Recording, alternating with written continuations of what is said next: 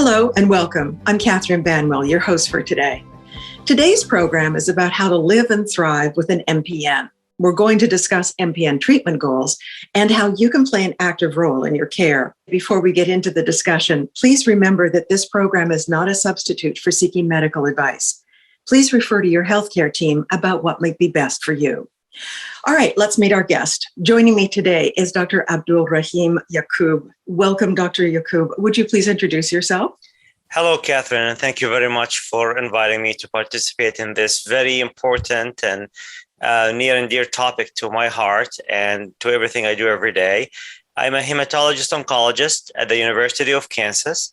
I practice hematology 100% of my time, and I dedicate it to patients with MPNs. I'm an active researcher through clinical trials at my own institution, as well as part of many national and international collaborations. We all strive to provide the best care and the updates for our patients. I'm also a director of our hematology clinics in the Cancer Center, University of Kansas, and I'm an associate professor of medicine at the University of Kansas. Well, thank you so much for taking time out of your very busy schedule to join us today. We appreciate it. Absolutely, my pleasure. To give our patient audience some context before we get into the specifics of MPN treatment approaches, how would you define treatment goals? Thank you. And I always like to highlight and emphasize that unlike many of the cancer syndromes that patients deal with, myeloproliferative neoplasms are unique. These are chronic cancers. There's no finish line, and this is a disease you live with. It affects everyday life, every activity of your future life. You plan your life events accordingly, pregnancies and marriages and trips and all of that. So this is a chronic cancer. And as we plan therapy, we always factor that in. We would like the cancer to have the least or almost no impact on your daily life, whether it's symptoms, whether it's disability and dysfunction and inability to perform your daily functions, whether it's actual physical symptoms that you're having from the cancer, or whether it's affecting complications that are hurting your health.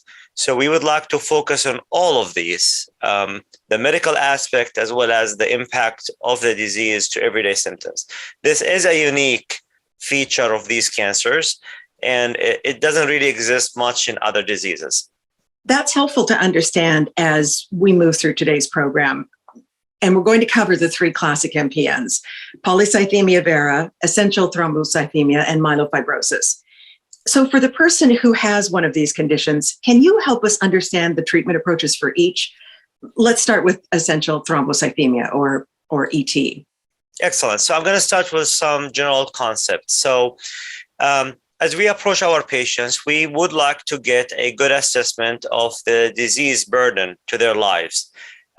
This can be symptoms. So we actually have very good objective tools to measure symptoms, such as the MPN SAF. It's an objective tool to calculate the symptoms. So we would like to get an objective baseline of symptoms, because we do want to address the symptoms, regardless of the MPN subtype. We do want to master actually the symptoms, because that is what patients feel every day, and we want to affect that early in the treatment. We also would like to get a good assessment of the disease complications. Have the patient suffered a clot or a hemorrhage or a symptoms because of an enlarged spleen, or were they unable to perform certain activities? Are they unable to eat? Are they losing weight? So we would like to see how is the cancer also causing them immediate morbidity. And we also would like to tackle the future. So cancers tend to get worse with time. They tend to transform into a higher risk cancer. So as we approach any of the MPN patients, we also talk about the future risk of the cancer turning into a more aggressive form of cancer. So we would like, if we can, for every patient to focus on these three pillars of their care: their immediate quality of life and symptoms, their immediate complications, and their future disease progression. And we would like to factor in that our treatments does not add more side effects to their lives. So that's the fourth pillar of how we take care of patients. So these are the basic concepts that will apply today for all patients with all three diseases.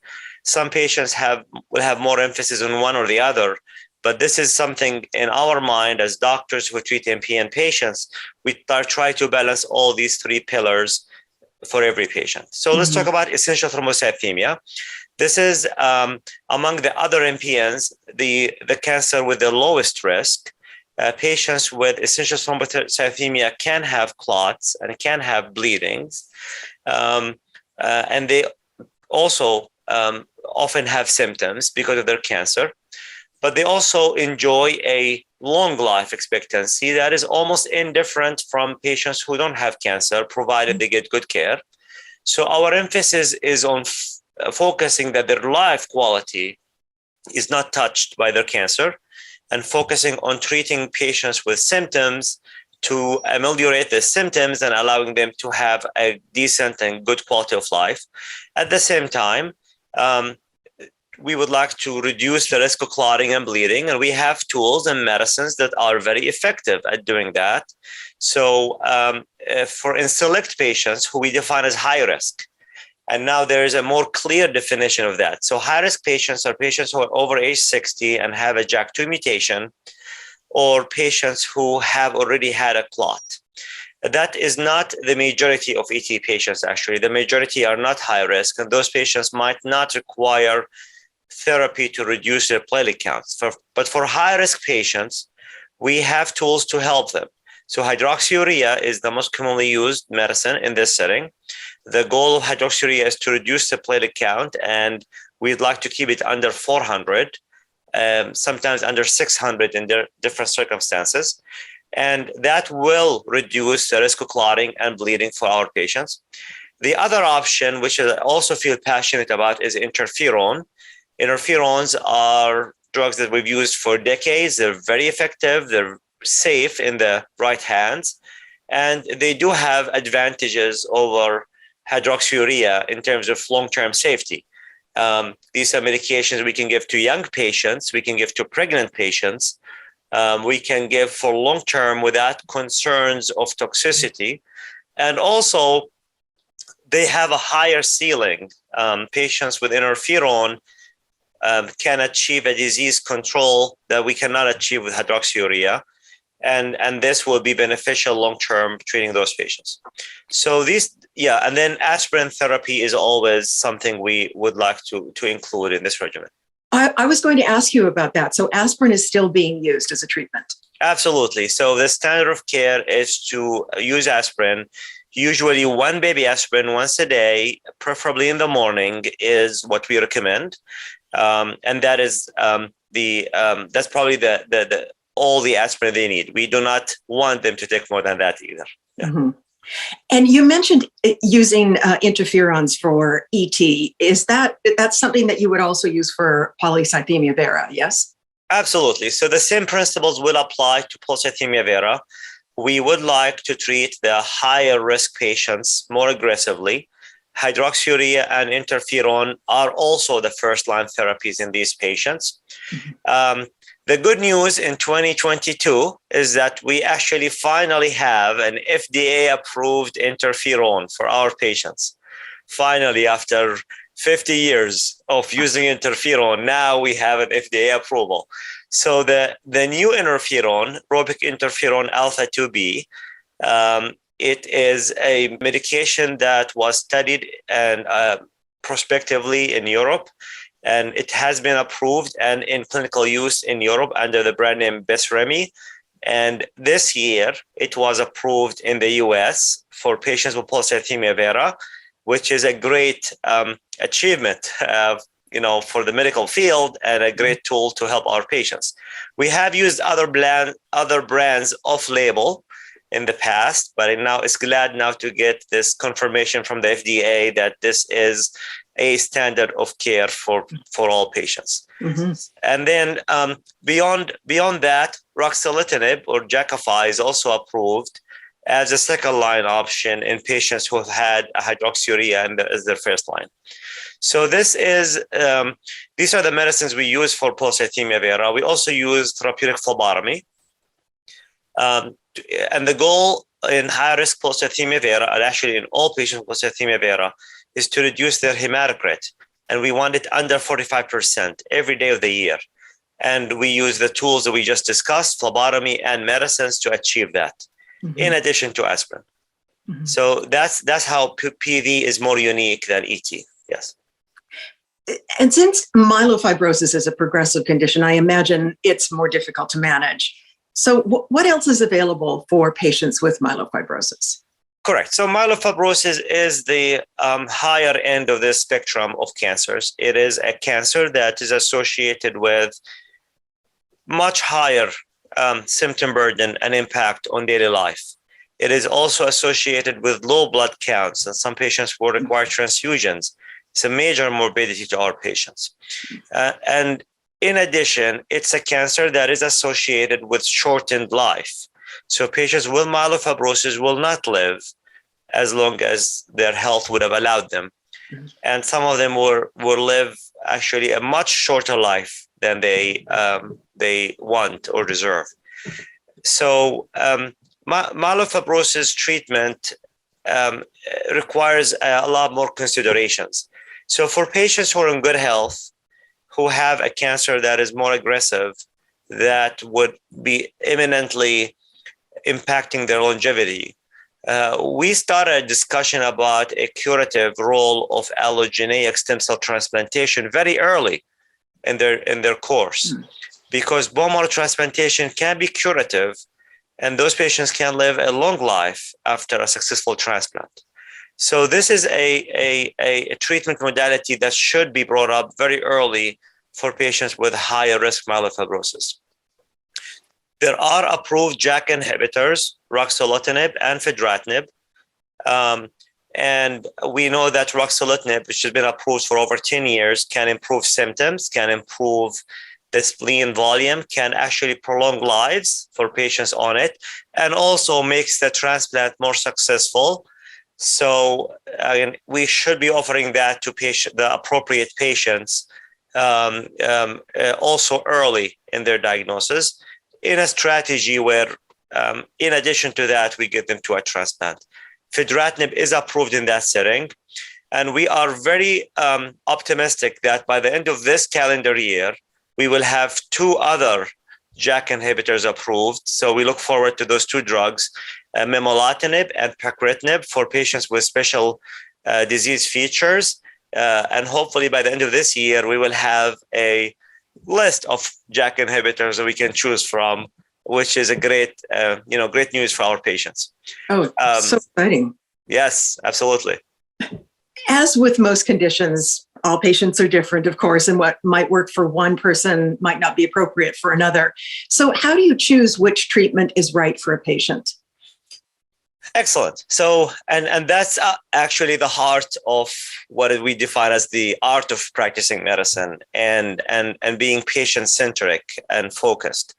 And patients already have their own wishes and their needs, and everything should start with having a discussion with patients on what is their priority and what are they trying to achieve. And we do have to explain to them the tools we have, the interventions that can help them, but we also need to make sure they're compatible with what they actually want and their goals in life.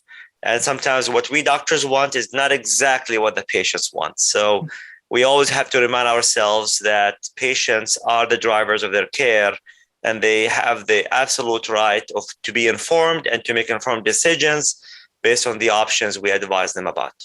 So that is always the centerpiece of healthcare. And then patients, basically, we define 4 pillars of care. We want to control their symptoms. We want to prevent complications. We want to modify the disease so it doesn't transform. And we want our therapies not to have toxicities, not to have side effects that are worse than the disease. So we bring that up to the table. And we also look at the patient. What is their symptoms? What did the disease cause them to be complications? what is the risk that their cancer is actually going to progress quickly to hurt their lives, and how serious is the therapy we're recommending. And we need to make sure that there is a good match between what we're offering and what is the disease is manifesting. So for example, for patients who have a lot of symptoms, but they have low risk cancer that they can live with for a long time, we focus on symptoms. We focus on treatments that improve their symptoms. While with patients who have more serious diseases that are imminently life-threatening, we focus on an expedited path to more aggressive therapy and a bone marrow transplant. And then we also try to match those therapies with the other patients' wishes and needs and so forth. So all these factors are important. We have more tools to try to prognosticate. So prognosticate is the medical word that we use as forecasting. We like to forecast the disease or the cancer. We try to predict the patient's future.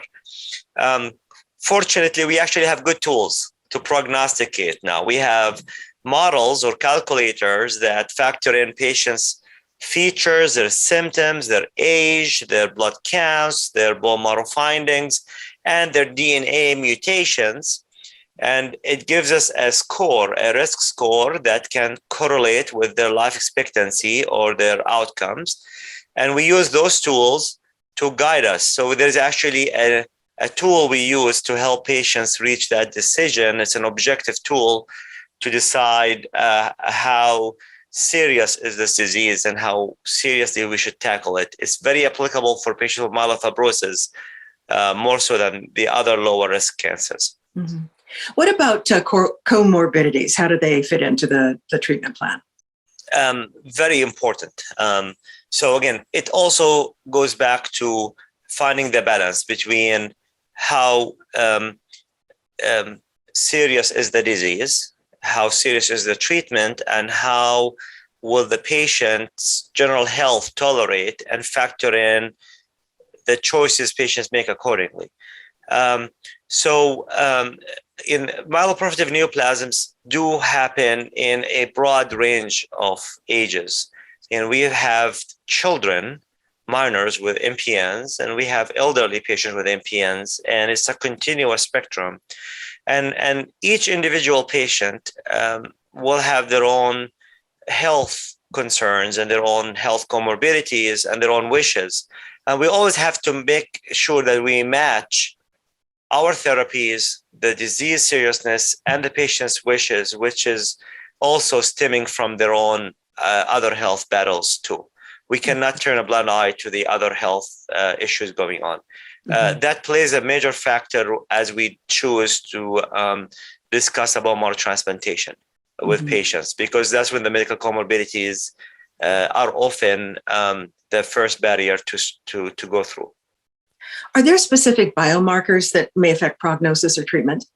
Yes. So, and we're glad that actually myeloproliferative neoplasms are actually the model in medical oncology on how predictors can tell us a lot more than about the patient's future, about their prognosis. So early on in MPNs, we've developed models like the International Prognostic Scoring Systems in many different iterations, and more recently, the molecular-based international prognostic scores. They factor in patients' age, they factor in blood numbers, they factor in DNA abnormalities, they also factor in DNA mutations, including the common driver mutations, JAK2 and CALR and MPL, as well as more novel mutations that we call high-risk mutations. So based on these models, we use those tools to predict how the cancer will behave and how to approach it. This advancement has been in application for our MPN patients for a while, way ahead of all other fields of oncology. So we're proud that we can give our patients this tool before all other doctors were able to. That's excellent. Dr. Yacoub, what is the role of the patient in their care? When does shared decision-making come into play? Absolutely. Patients are the drivers and the centerpiece of their healthcare, and patient self-advocacy is the most important tool. So, many of our patients are young, and they will live with their cancers a lot longer than many cancer doctors will practice oncology. And they will have many doctors. And statistically, each MPN patient will have multiple doctors throughout their career, and they will hear different derivatives, and the science will change, and they will be given different counseling over the time, and their disease will change, and they will have different needs as they go further. So patients being involved in their well-being and their cancer care is important from the first day. And I always tell patients, you need to start building your village from day one. It is not just the patient, it's your caregivers, it's who else can help you, who else can advise you. You might want to also invest in a friend or a spouse or a child to come to you and listen to some of those discussions so that they can advise you later on while you're making different decisions. So we encourage patients to be very involved early on, to build their own village, and to seek care. We routinely ask for second opinions. We want patients to always hear the story and hear the same story from another doctor, so that they hear the range of how we word the truth and how we word the facts. And this way they can have a better perspective. So this is now a standard. We almost all patients should have two doctors, at least the treating doctor and one doctor who is an MPN specialist who would give them another twist or another perspective to their health. So, and that is always important. And then there are very good references and online resources for patients to tackle in, such as this seminar and other good places where patients can seek more information. They also can go to a clinicaltrial.gov to find out what are the ongoing clinical trials and the advancements. There are structured patient symposiums nationally and regionally. So again, we strongly recommend that patients seek more opinions and more help and more resources and be very engaged with this disease, especially that it is a chronic cancer and it's not gonna it's just a new lifestyle, and they need to be as engaged with it as they can. Absolutely. We have a couple of questions from the audience. This one is from Sarah. She writes, I've been living with essential thrombocythemia for 3 years and have been relatively stable. Of course, I'm worried about progression to PV or MF. What is my chance of progression, and what are the signs of progression? And that's a very good question. And unfortunately, we're very good at describing those numbers. Unfortunately, our tools at interfering is not as good. So in general, patients with ET, statistically speaking, have a life expectancy that is not different from their age-matched peers. And Sarah's story will be not too indifferent from her sisters and her mother in terms of what's going to happen to her long care and her health, provided she gets good medical care. The exception to that is that there is a transformation risk. For ET, we quote around a 4% every 10 years, in which ET will actually change into a different cancer, a higher risk cancer. Could be MF, could be MDS, could be acute leukemia, and that would be a much more serious diagnosis. So it's about 4% in 10 years.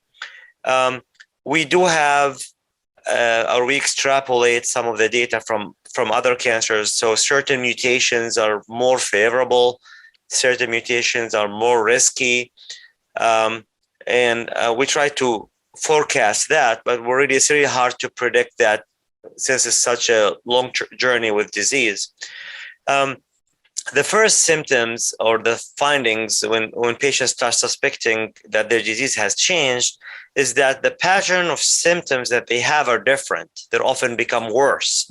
So they have more constitutional symptoms, more tiredness, more fevers, more night sweats, losing weight, not being able to eat a full meal, abdominal distension, the spleen gets bigger. So these are some of the feelings that patients can experience that lead to this. Other objective things is when the blood tests change in a less favorable way. So for patients with ET who always run at 800,000 platelet count, if there's suddenly 200, and that's in the normal range, but that's actually not good news because the cancer changed and this change is not favorable. So as the doctors run routine labs, if they see this sudden change in labs, that's also abnormal. If the doctor can feel that the spleen gets bigger every time, that's also concerning. If the patients suddenly have anemia or very high white cell count or immature white cells in the blood, that's also a concern. So that's why it's great or important to establish a baseline symptom burden, a baseline spleen, a baseline bone marrow biopsy with mutation analysis, so that patients have a clear reference point to where they started. And if things change, they can always go back to that point and compare. Right. Oh, we have another question, this one from Victor. He says, I was diagnosed with PV in 2018, and I've been treated with hydroxyurea. Recently, I've been very fatigued. I want to exercise, but I don't have the energy to do much. Do you have any advice for boosting my energy? All right, a very good question and very common question. So again, the causes for fatigue in adults in general is so many, and adding PV to that is, adds a few other reasons why one would be more fatigued. So assuming that Victor follows with his doctor and his primary care doctor has systematically went through all the possible causes for fatigue and those were addressed. Now the PV specific causes, hydroxyurea can cause fatigue. So maybe it's the hydroxyurea dose and that's a side effect, and maybe that's not the best medicine for him. B, Polycythemia vera can cause fatigue. Maybe we're not controlling it enough. Maybe we need to dial up the dose of the medicine or dial down the dose of the medicine accordingly. And then there's also what the iron deficiency, which we induce with PV and phlebotomy, and whether we actually have taken Victor to become very low on iron, and that can cause fatigue. So we have to evaluate the treatments, the disease, and the side effects of the interventions we've done. And those are the Polycythemia vera specific factors that can add to the fatigue. Here's another question from the audience. This is from Sandy. She writes, are MPNs hereditary? Should my children or siblings be aware of their risk? All right. Well, the answer to that question changed many times over the last 10 years. So the answer changed from absolutely not to very possibly maybe. So over the years. So although we don't think of cancers as inherited, so it's not passed from one parent to their children, but MPNs tend to run in families. And for 11% of patients with MPN, and that number has also increased over the years, have actually a first-degree family member with MPN. That is a big coincidence. It's almost too high to be a coincidence. So we're realizing that there is genetic makeup or clustering that can cause MPNs to happen more often in certain families. So how does this apply to patients? So if a patient has MPN, that does not mean that their children or siblings will get MPN. It just means they're more likely than the other people to have MPN, just because you all share the same genetic makeup. And those, and they should be made aware, and they should maintain good health care and maintain the relationship with their primary and have routine labs and all of that, but not necessarily that they will get cancer. This still is a very rare disease, and 11% of a rare disease still is a small number. Mm-hmm. Thank you for answering those patient questions. I appreciate it. My pleasure. And to our patients, please continue to send in your questions to question@powerfulpatients.org, and we'll work to get them on future programs. So Dr. Yacoub, as we close out our program and our conversation, I wanted to get your take on the future of MPN research and treatment. Are there new developments that you're excited about and make you hopeful? Absolutely. So again, I would like to take the last few minutes to advocate for the future. And the future can only come when doctors and patients and advocates work together to advance the science. We have few tools to treat patients and to help patients. We have a lot of unanswered questions. And the only way to answer them is by designing quality clinical trials, enrolling patients on trials, taking the risk, and trying to find new answers and new therapeutics. So I always would like to advocate for patients to see clinical trials, whether with their doctor or whether they have to travel for it, and for doctors to consider that for their patients. That's the only way to advance science. There are very important national and international studies going on right now. One of the efforts I would like to emphasize is that we have had ruxolitinib as the only therapy or the first-line therapy for myelofibrosis for a decade now. Not everybody responds to it. Not everybody responds to it for a long time. So now we're designing combination trials. So there's a few studies that are trying to redefine, is ruxolitinib alone enough, or should we have a combination first-line therapy? So these are some of the more important questions being asked right now. And this is definitely one of the bigger moves in the field, is try to redefine what is the first-line therapy for myelofibrosis. For polycythemia vera, we're also are exploring therapeutics that would reduce phlebotomy with things you can add to your medical care to reduce phlebotomy. So that's also going on, and it's definitely a big leap forward for many of our patients. For ET, when we don't have any actually drugs approved other than hydroxyurea and anagrelide, we actually have trials with interferon going on. So I would like to advocate for that. So interferon succeeded and now approved for PV, but not yet for ET. We're working on that. So again, in every disease, we're trying to design clinical trials to redefine what is the best treatment today. We're also doing studies to understand the cancers. Those are studies where patients donate their samples for research. These are very helpful, very important, and contributing to that, it always advances the science. So, and it's low effort to the patients. So if there's a clinical trial that is offered to patients, I would strongly urge everybody to consider that favorably and contribute to science. That's the only way we can help future patients and ourselves immediately at moving the field forward. Mm-hmm. Seems like there's a lot of progress in the field. A lot of progress. I look forward to future events. I'm going to have a lot more tools to discuss. Hopefully this time next year, we're going to have 4 JAK inhibitors, injectables for PV, interferon for ET, and a lot more things to go over. That's wonderful. Dr. Yacoub, thank you so much for taking the time to join us today. You're welcome. And it's my pleasure. I feel passionate about this, and I'm happy to help. Thank you. And thank you to all of our partners.